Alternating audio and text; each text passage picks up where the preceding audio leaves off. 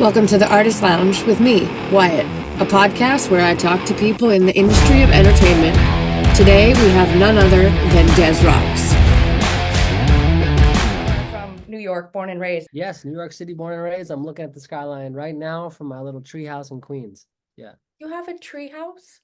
Yeah, I got this crazy here. I'll turn the camera around. Okay. I got this crazy setup where I found this studio that's just like an empty office space on top of a roof in Queens.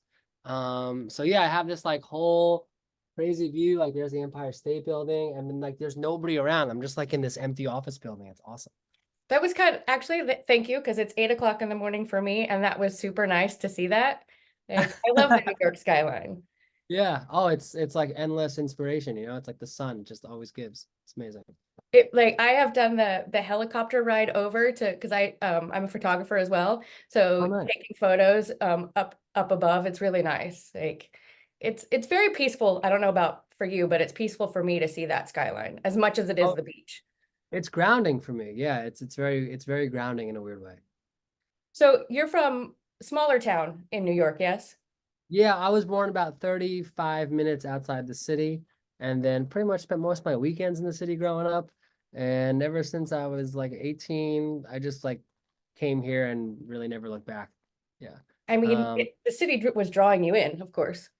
oh yeah, growing up on the shadow of the city, it's like, it has like a gravitational pull.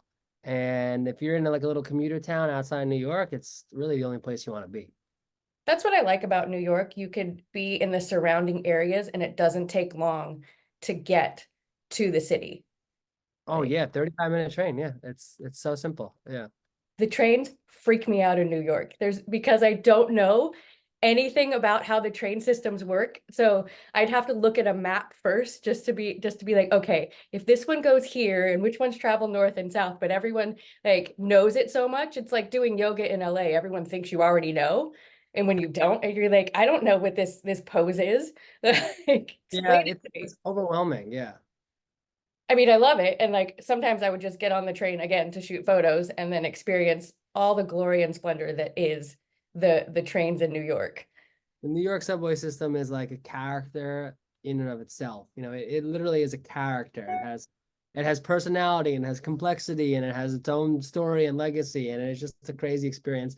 And every single train is different and every single part of the city is different. So it's kind of a wild time. Do you ever hop on trains and just like if you need any type of motivation or people watch to like just observe? Oh, never. No, because I take the train so much just to Yeah, go places, I never want to be on the subway more than I have to be. that tracks. I'm It's like just me like, going on the freeway. It'd be like, yeah, yeah. exactly. Like I spent a lifetime on those trains, and the less time I can spend on a subway, the better. The amount of times I've just been trapped underground on a train where maybe somebody at a stop up ahead threw themselves on the tracks, and I'm just been stopped there for like 2, 3 hours with no cell service. No, I'm good. I'm good. I've seen a lot of people. I'm good. You're like, New York doesn't need people to observe, they need them to move. Yeah, I need to get out of the way, Even just like on the walk to the studio here today, like I got into a huge screaming match with a biker who almost collided with me. And it's like that energy though, like waking up into that chaos every morning, that is the most Des Rocks thing ever. Like that's integral for me to make my records. I mean, it is like if we're using the term, it is rock and roll, the chaos of it, the grittiness of it, I mean, everything you said, the complexity of it. And like, I mean, look at CBGB back in the day, like the birth of punk rock and like even post-punk. Oh, Everything is New York. New York is a place of just, I think, constantly subverting expectations. Like Mhm. you never know what's gonna happen. You're always on the edge, and to me, that is as rock and roll as it gets. So like your love for rock and roll obviously started real young. I mean, I think anyone who loves, appreciates, lives, and like is inside of music gets it at a very young age. Is your family musically inclined, or was it just something inside you? Yeah, no, I don't really come from a very musical family. So it was just something I was immediately drawn to the second I heard it as a very young child. Like I really fell in love with Elvis and Queen and AC/DC at a very, very young age. I just like remember like seeing images on TV of concerts and just being like, whoa, like what is this? Like I just want to jump into this. And it was just like that intangible spark from a very young age, and you kind of find something you're so drawn to that it's just been haunting me ever since.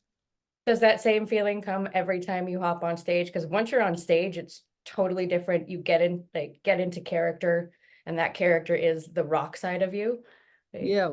Well, I always say like it's funny, like I think like this right now is the performance and the character, and then on stage is the real me. Like that's what I like to say. that tracks. Um, yeah, it's like it's just like the most cathartic, incredible thing ever. And it sounds so cliche, but I think like every single show I'm about to play, even if it's just to like a couple hundred kids in a basement in like the Panhandle in Florida, like I have this kind of like biopicky moment where I'm backstage. I really am thinking about like my whole life. I'm thinking about everything. I'm thinking about the very first show I played up until now and the whole journey and everything in between. And then I hit the stage with that in mind, and I just lose myself.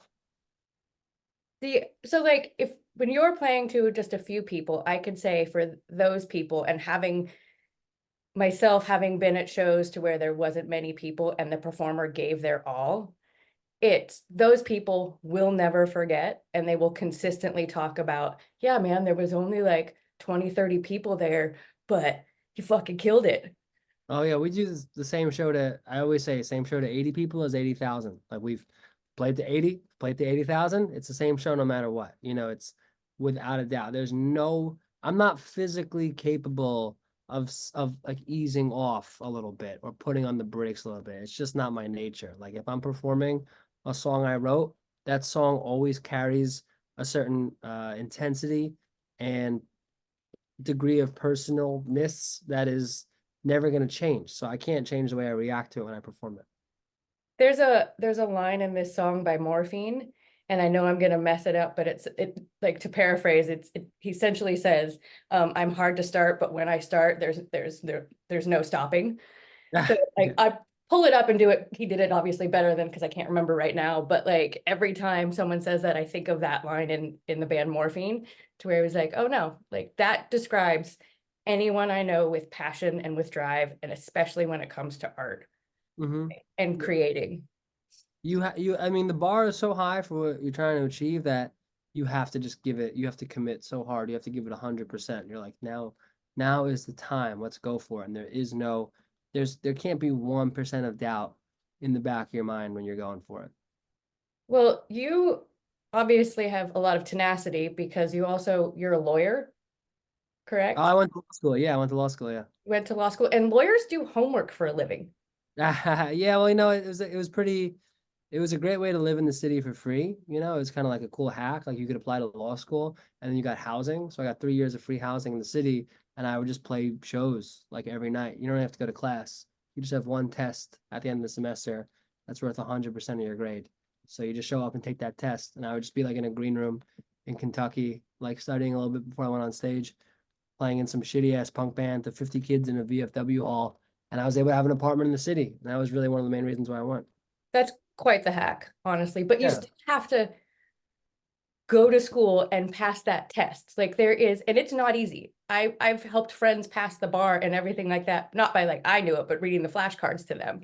Like it is Mhm. not, it's not easy, and lawyers do homework for a living. So like, so I could say that obviously you have that drive in you and the push for it. My experience in making music has been a journey. Like everything Des rocks is defined by perseverance and overcoming the odds and really like living and breathing this passion for something that is just like a crazy vision I've had in my head since I was literally in second grade, and just chasing it at all costs and having every door slammed in your face, having been dropped by every agent, manager, label, this, that, and just to get up the next day and to just keep going. And that's really a theme in my music, and Mhm. overcoming those kind of darker periods and chasing your dreams. And that's really a tenet of my whole latest album, Dream Machine, which is just like living the dream and like this classic notion of what it means to really be a rock and roller and really live that lifestyle and really chase it at all costs. The best dressed, the best dressed rock bands. And if I could put you all on on one tour, it would be you, the Struts, Queens of Hmm. the Stone Age, um, Arctic Monkeys, and then like Nico Vega's coming back, so I have to give a little shout out to Nico Vega. But like the style that goes into it, I like appreciate the swagger. I think definitely you could see the old school rock in you and the entertainer in you. Thank you. Yeah, I mean, I love clothing. I really love clothing, and I'm obsessed with just like other time periods as well. So I spend a lot of time just like just even right here, I have like this. Like I have just, like so many books like this in my studio that are just like lookbooks of just like, all right, this one is just like really like close-ups of like Elvis clothing and stuff. And like I'm surrounded by these books, like so many books like this, that I just sort of like live and breathe. I love clothing. I love the attention to detail. I love the use of clothing as an extension of one's art and music. Like that is so fascinating to me. It's this whole other canvas on which to paint another part of the vision. And using it also just like as an exaggeration of one's personality too, you know, that to me is so exciting to have this blank format. Like I think the lamest fucking thing in rock music is people just like a bunch of guys who are just like all dressed the same or just dressed like a bunch of other bands they've seen before and not really putting in that effort into like amplifying their music and their art with everything they got. And it's dedication. I mean, you are wearing a lot of leather and you're playing outside some of the times. Like I've worn leather pants out, and I'm gonna tell you, it was hard to get them off. And it was hard to put them on. It's definitely hard to get them off after you do like 95 minutes of calisthenics. You gotta let them dry a little bit before you try and pull them off. But yeah, no, I've been like head to toe leather in like Daytona, Florida, outside on a stage in the summer, like 105 degrees. And I think it's just like a testament to the power of music where, you know, when you're up there, you like feel no pain. You know, it's just pure adrenaline. It's pure euphoria. Afterwards, you feel the pain. Oh, for sure. But Yeah. like anyone who's ever been on stage knows that there is nothing else that's happening except the music and that moment. Every photo that you have makes you want to go see the show. Oh, thank you. Yeah, we try our best to capture some of that energy and also just like again, photography as just like sacred art form of capturing that energy and like giving people a teaser and a portal and a window into something so exciting like a rock show and making them want to go see it. Like it's such a beautiful thing. Shout out to Rory Barnes and Javi Perez who tour with us on photography and they're amazing. I was gonna ask who they are. They're like, you guys do great photos. I did see in Amsterdam that the power went out. Oh yeah, that was nuts. We had just started the show and it's like one of our biggest headline show ever. Like there's like almost 1,000 kids in a room here in Amsterdam. We're doing 2 nights, and like 8 minutes into the show, the power goes out. And I was just like, okay, like, you know, sometimes the power in the venue gets tripped, happens all the time when you got a lot of gear. And then somebody said, no, it's out in the whole building. And I go, oh, uh-oh, it's not good. And then somebody says, oh, no, no, no, it's out in the whole city. And I go, oh, this is really not good. So yeah, it was a crazy experience, but like I don't know, I've had like everything wrong happen to me live that could ever happen to you. So I don't really get rattled per se. I'm just like, all right, let's see what else we could do here. And I just happened to be an acoustic guitar off stage. And we had like this amazing acoustic sing-along that ended up being so special for everybody. And then like 10 minutes later, it flipped back on. So we were able to go right into the show. But it was a really special night. So you got to have something very intimate, and then obviously then it exploded into the show that you do. That's going to be an experience for those people in the crowd that they're never going to forget. Like they got both sides of you. They got the intimate and then they got the full-on rock. Yeah, I think it's so cool too, just when any adversary, and this is kind of like zooming out 30,000 feet on just a greater note. Just when any adversity turns into something unexpectedly special or ends up being something great. You know, I think there's so much of that in life. Like so many times your deepest, darkest moments actually end up being the seeds of something so much better. And for like a power out and everyone to be freaked out and not know what's going on, for it to turn into a special moment live is so cool. And again, that's just like the power of live music, and you're not going to get that on TikTok. You know what I mean? Like to be in real life and have something like that happen, it was so cool in hindsight. It looked cool from where that was at, where it's one of those moments where you're like, kind of wish I was there. Yeah. Do you think that having been dropped from labels and having things happen, that's where you learn the most, and that's why you go why you write the songs that you do, because you have gone through so much, that if it was all given to you, that you wouldn't, I guess, you wouldn't be pushing the way that you are. Oh, without a doubt. Like I think all those really dark moments in my life and my career where you got no money in the bank account, you got no band that anybody cares about, and you're playing 1,000 shows to nobodies in basements, sleeping in a van, driving around. You have those awkward Thanksgivings where people say like, "Hey, what are you doing with your life?" Um, that is everything. That is essential. Like if I had like some big TikTok smash when I was 18 or something, oh, I'd be the worst artist in the world. I would have squandered that opportunity big time. I'd probably be dead. I'd probably just be partying or something. Um, so to have that like lifetime of real hard knocks experience, like that is just so baked into every element of what I do, where I just care so much about every note, about every lyric, about every song, about every element of production, about every single second of the live show. I just care so much about it. I would live and die for it. And I just put so much thought into it, where it's like the stakes for me are just so high and trying to really bring this whole vision to life that I've just been so through so much already that it's like it's such a fight and it's so do or die all the time. Yeah. I could say, so like I said, when I listened, first it was I hear the backbeat, then I hear the guitars, and then I go into the lyrics. And anyone who's ever listened to my podcast knows I had tremendous health problems for an incredible amount of time. Oh no. And something's beeping. There's this beep that goes on in my apartment, and I can't figure it out, and it drives me. I could say, especially the beat you have going with it, the drive that is even in the guitars, and the everything about it just moves you forward. Like the whole song lyrically and the progression of the chords and everything kind of catapults you out the door, if that makes sense.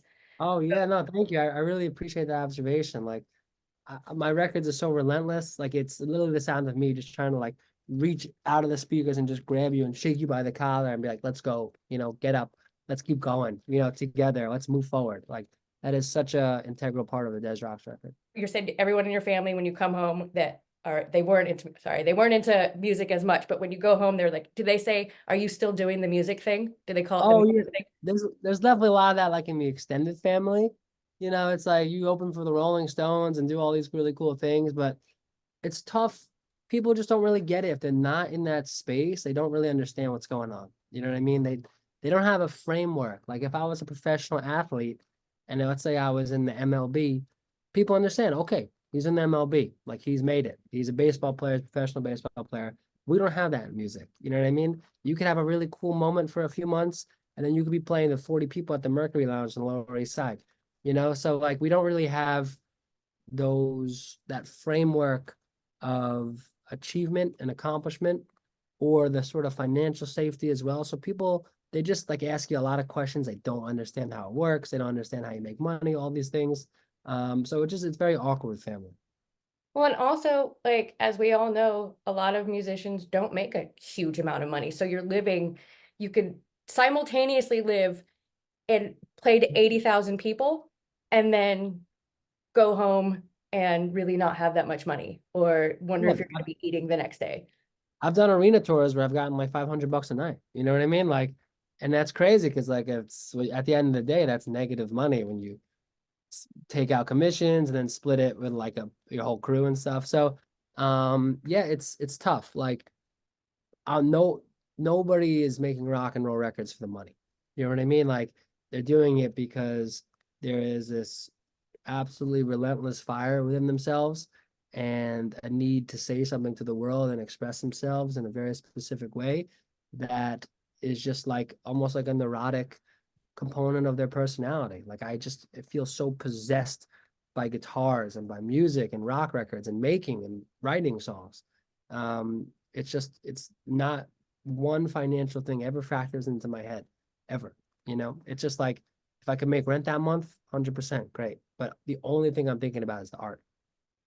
It's kind of we're at a point now where obviously rock is not mainstream, and having seen it be mainstream and gone through all of the phases with rock music, I think it's kind of nice in a sense to be there. People aren't going into rock to, I guess, be as famous as you can be. pulling up the song credits now, I can see you had Al Johannes produce. Did you hear about him from Queens or from his other bands or from all his producing? You know, I've always produced everything pretty much myself or with one other person. But for this record, I just knew that there were a lot of skills I needed that I did not possess. Like I do not know my way around the studio very well. I don't know how to mic anything. I don't know how to work a board. Like I've made so many of my Des Rocs records literally just on the MacBook Air that I'm zooming with you now. So I had a specific goal and I just needed help for the first time. And historically, like I do not play well with other producers. I've been put in sessions with like really top guys. And you know, I've been there for like 2 weeks, 3 weeks, making a whole record. And then I come out of it and I look at the folder that I did of all the music, and I'll just take it and I'll like just drag it to my recycle bin and just delete it. And I'm like, this is not me. It's not Des Rocs. It sounds like this guy. So going back to Al, I just like I needed helping hands, but I needed people who like really wanted to just further the vision and not commandeer it or do anything to taint it. And Al was just like this incredible cheerleader, such an amazing energy in the room, such an unbelievable guitar player, and just outside perspective on things. And he came in and with along with Matt Wallace, who's this incredible engineer and producer, and he did like all the Faith No More records. And yeah, he was just like they were just like these amazing collaborators in the truest sense of the word, you know, where they were all just working towards the vision and not trying to do anything else. I mean, from what I hear, he's very good at that. And it's to be able to let you, I don't want to say let you, but to help you see your vision and put it out in a different way, but a similar way. So it sounds like you. It doesn't sound like him, but you could still kind of hear the wisdom, I guess, is what I'm saying. The wisdom in what he does. Yeah, I mean, just like certain instincts I might have in the studio, I'll be like, all right, I just tried the guitar part. Let's double track it now, make it bigger. It's like, no, you know, single guitar is actually going to sound bigger in this section because of this, and this. I'm like, oh, it's a really good point. Like he's got 30 years of making records that I don't have, you know, like, so I love having people with wisdom and who can just be like amazing Swiss Army knives in the room and just do things that I normally can't do. Like I always know where I want to go, but getting there is tough. Like I wish I could just jam like a USB into my brain and just upload the song as it is, but sometimes I just don't know how to get there. You never But know, we might be there soon. yeah, I mean, it would be really helpful for me for making music. But Elaine was just like, he's so awesome because like I was just looking at credits of things where there were like sonic textures that I liked, and his name kept popping up. And I was like, oh, he was on this, he's on this, he's on this. And then I just DM'd him. And I'm just like, I have no shame. I'll just like DM anybody. And yeah, and like that's how we worked together. And I said one requirement for making the record with Elaine and Matt. I was like, it's just gotta be made in New York City. Like that's really important to me. I know you got like a big fancy studio in LA, but that's my one rule. And they're like, okay, let's do it. So they came here for a couple of weeks and it was great. I like that the environment you have to be in is New York City.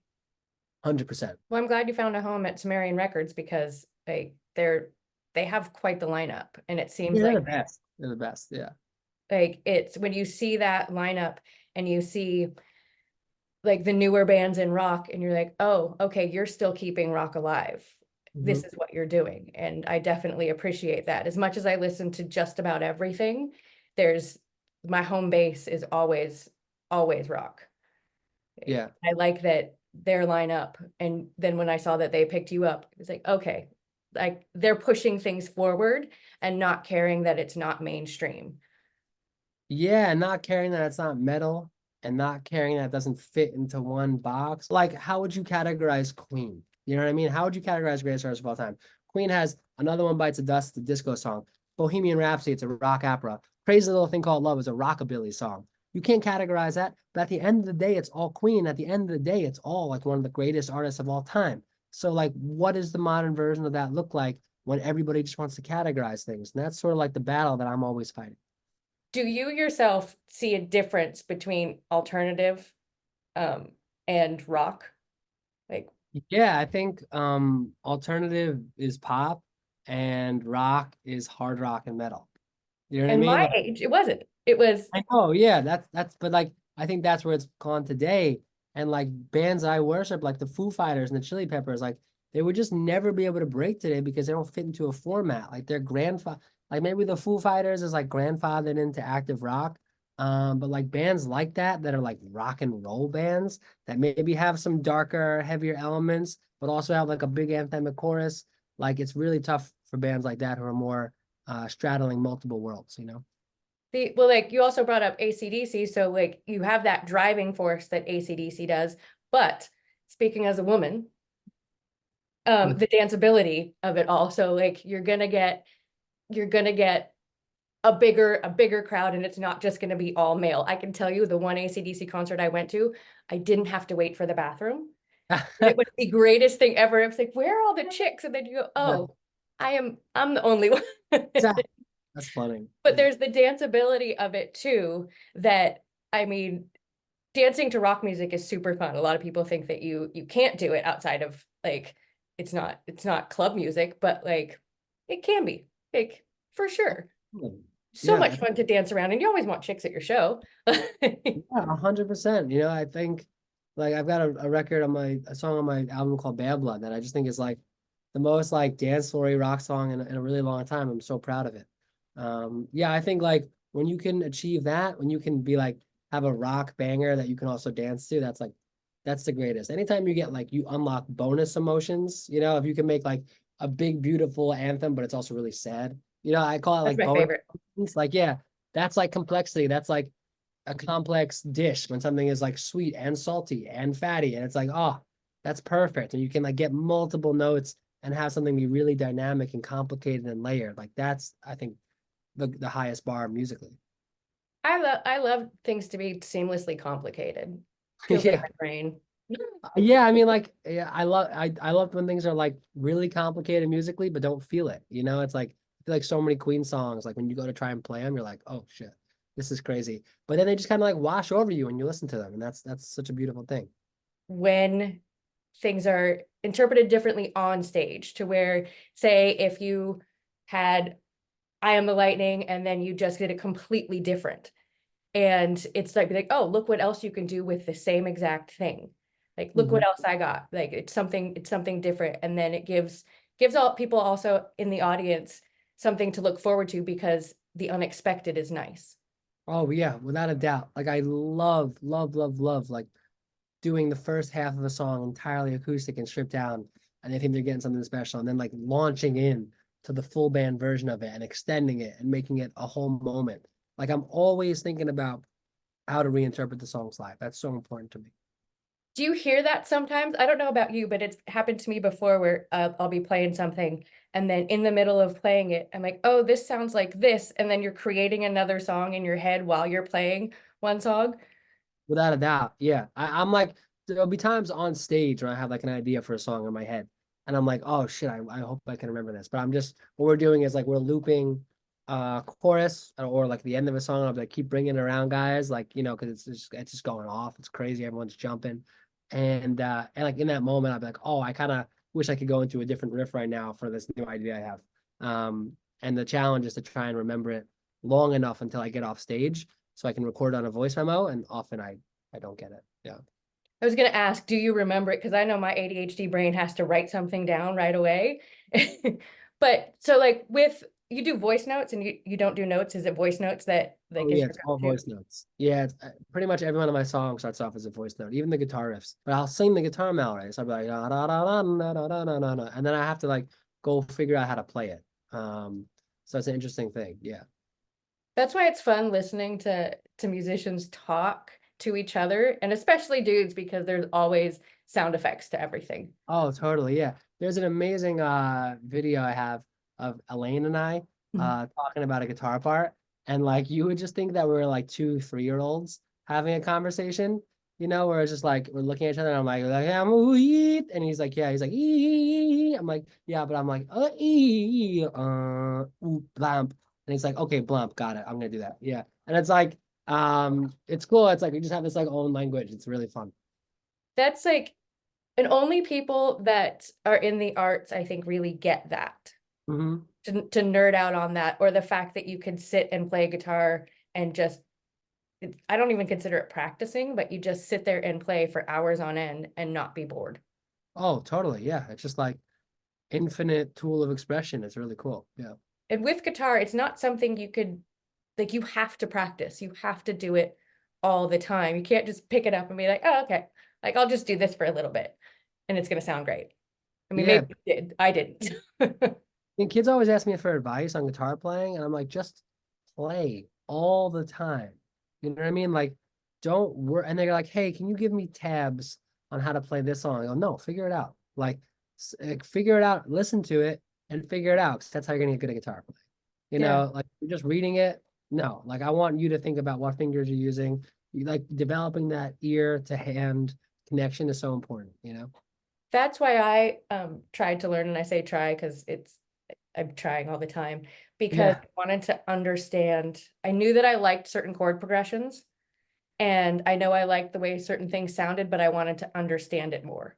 Hmm. And so then now when I listen, I'm like, oh, I get Yeah. that. I'm like, I understand what you guys are doing right now. If the guitar is just like another appendage and you're just always in your lap and you're always just doodling around on it, like it's just gonna happen. It's just time, you know? Dana White obviously has a big voice and so many people, and it is a very rock arena Mhm. of the people that watch UFC and what have you. And it is, you have anthems, I want to say. Like Thank you. they're anthems. And it's nice to that so many people, especially with Dana White saying all that, that it's been introduced to a older generation and a younger generation. Yeah, it's honestly it's one of the coolest things that's ever happened to me.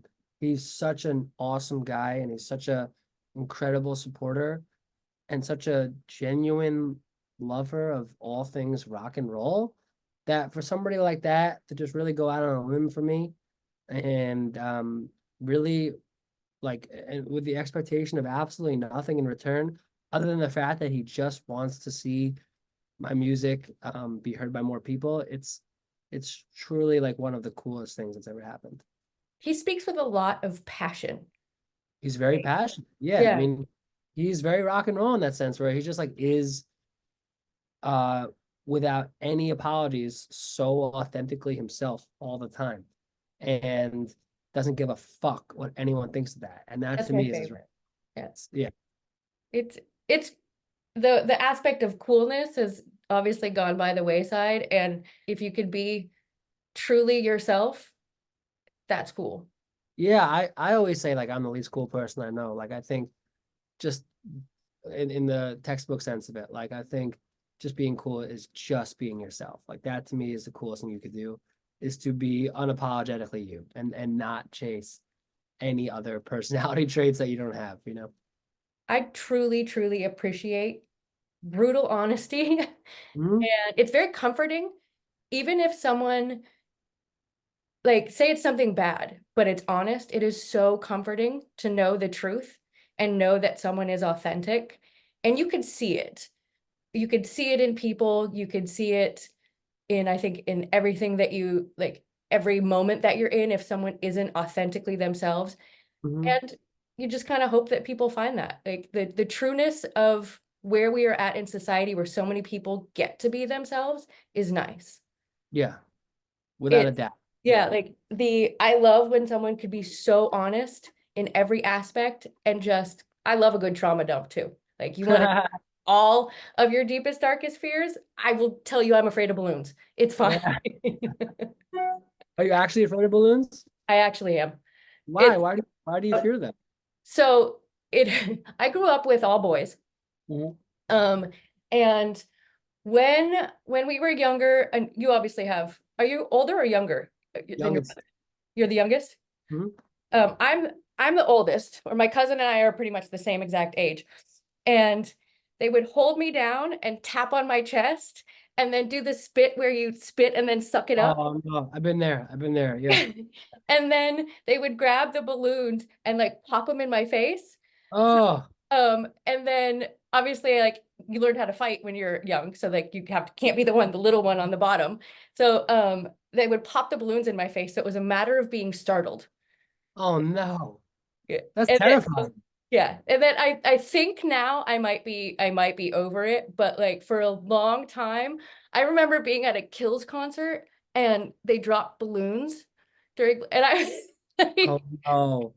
one of my friends texted me, they were somewhere and they're like, "Are you okay?" And I was like, I'm Ah, fine.